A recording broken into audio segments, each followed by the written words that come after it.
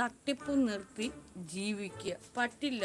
എനിക്കിത് തന്നെ അങ്ങ് ജീവിത മാർഗമായിട്ട് ഞാൻ എടുത്തേക്കുക. നല്ല സുഖമാണ്.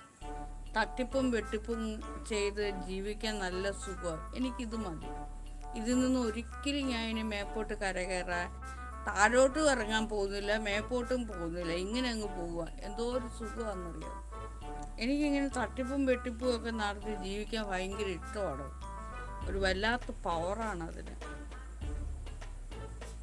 നാഗയുടെ തട്ട് താഴുമെന്ന്. അല്ലെങ്കിലും താന്നിരിക്കുകയോ കുഞ്ഞെ. ഞാൻ ഭഗവാനോട് സംസാരിക്കുമ്പോൾ ഭഗവാനാണോ പറഞ്ഞ് തട്ടിപ്പ് ആയി നടക്കണമെന്ന്?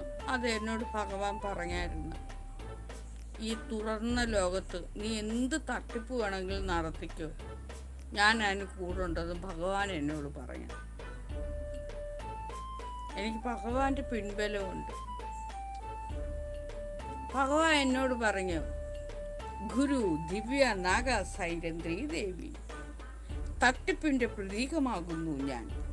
നീയും തട്ടിപ്പ് നടത്തിക്കോളൂ, ഞാനിതാ നിന്റെ കൂടെ ഉണ്ടായിരിക്കുന്നതാണ്. എന്നിട്ട് ഭഗവാൻ അങ്ങ് അപ്രത്യക്ഷപ്പെട്ടു. അതോടുകൂടി ഒരാളുടെ സപ്പോർട്ട് കിട്ടിയപ്പോഴത്തേന് എനിക്ക് വീര്യം കൂടി. പിന്നെ തട്ടിപ്പിൻ്റെ ലോകത്തേക്ക് ഞാൻ ഇങ്ങനെ അങ്ങ് നിൽക്കുക. എനിക്ക് എന്തെങ്കിലും ചെയ്യാനുണ്ടോ? ഇല്ല. ഇറങ്ങിയതായോളി.